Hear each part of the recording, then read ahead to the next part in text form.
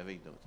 Je crois d'ailleurs qu'il y a un club logistique qui s'est créé il y a quelque temps à votre initiative. Voilà, à notre initiative, bien sûr, du département, dans le cadre du plan de déplacement, avec la participation de quelqu'un qui est, je dirais, un grand spécialiste, si je puis dire ça, Pierre Lefort, qui est président de l'ADOR, c'est-à-dire du pôle Orly-Rungis, et qui ont beaucoup travaillé sur ces questions à la fois de déplacement des emplois, avec un plan d'entreprise du point de vue de l'emploi, et de la circulation qui existe, et de l'avenir de cette plateforme, de la plateforme d'Orly et l'aéroport.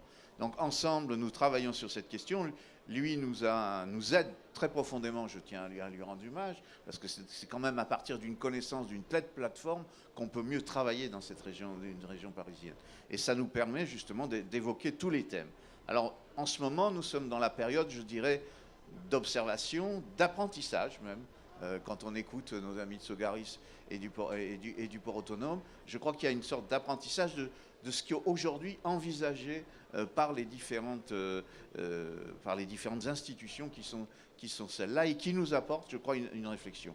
Notre objectif, c'est d'aller ensuite vers un schéma, donc comme pas un schéma, mais disons un plan directeur dans le Val-de-Marne sur la logistique, avec des points logistiques forts qui sont ceux qui existent aujourd'hui, mais aussi des points qui nous permettraient d'améliorer alors les circulations de camions, développement, etc., et d'améliorer aussi les problèmes de livraison et de décongestionner aussi nos centres-villes. Parce que souvent, les transporteurs me disent « mais vous parlez-vous, le camion, ça vous embête ?» Mais ceux qui sont le plus pénalisés en définitive, ce sont quand même la plupart du temps les chargeurs, les gens qui vont déposer les marchandises à l'intérieur des villes, quand la circulation n'est pas suffisamment faite. Et donc il y a un travail de fond qui est fait sur ces questions-là.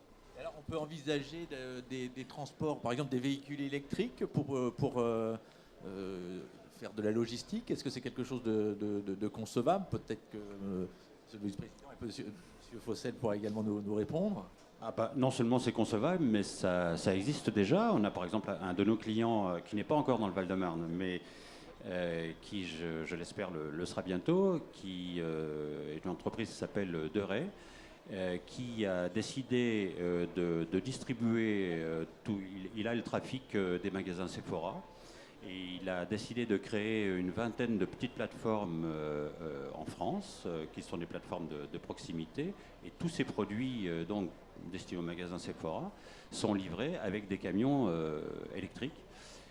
Il a choisi une marque britannique dont il est devenu le développeur, enfin le concessionnaire exclusif pour la France. Donc ça existe véritablement. C'est pas un projet, c'est une réalité. Je peux confirmer, ils viennent de s'installer sur le port de Bonneuil.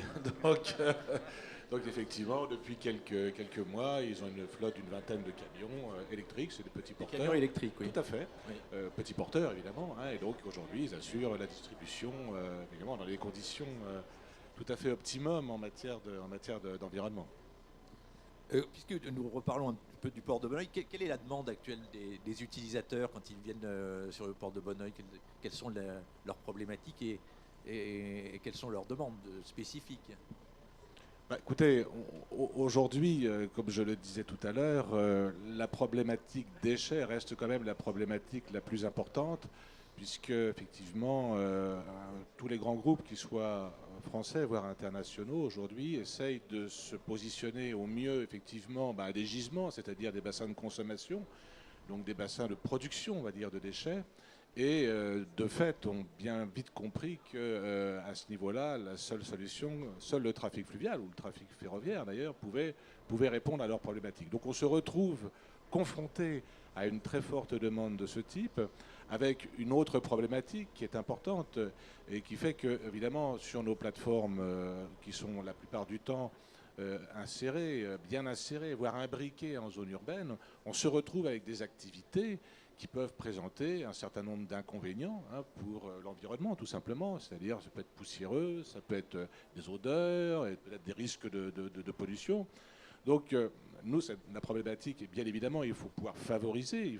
Pourquoi? Parce qu'il faut essayer de limiter au maximum les kilomètres de préacheminement, on va dire ça. Donc, il faut effectivement ne pas éloigner ces centres de traitement trop loin, parce que on va accentuer la pression routière, bien évidemment. Donc il faut les mettre à un barycentre intéressant en matière de desserte, mais avec l'enjeu qui est d'insérer au mieux ces installations-là dans un environnement.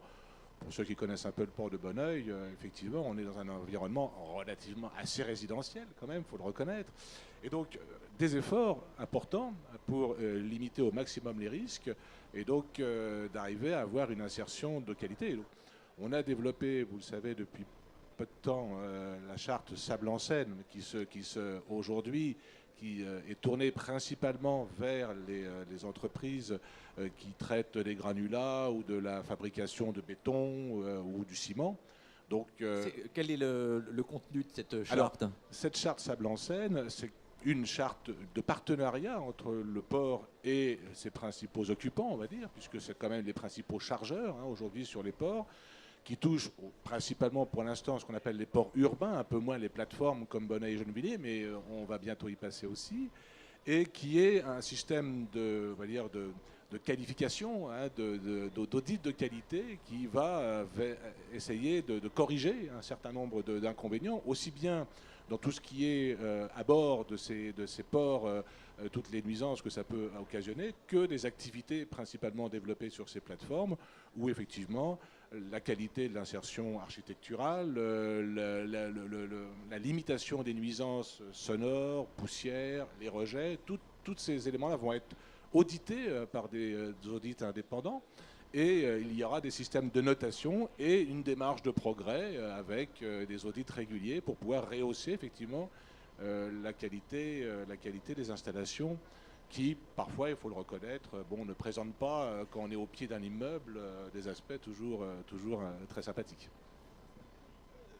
Monsieur Davis, dans le cadre du club logistique, ces réflexions sur des chartes, etc., sont au cœur des débats, ou vous êtes plus sur l'organisation pratique des choses?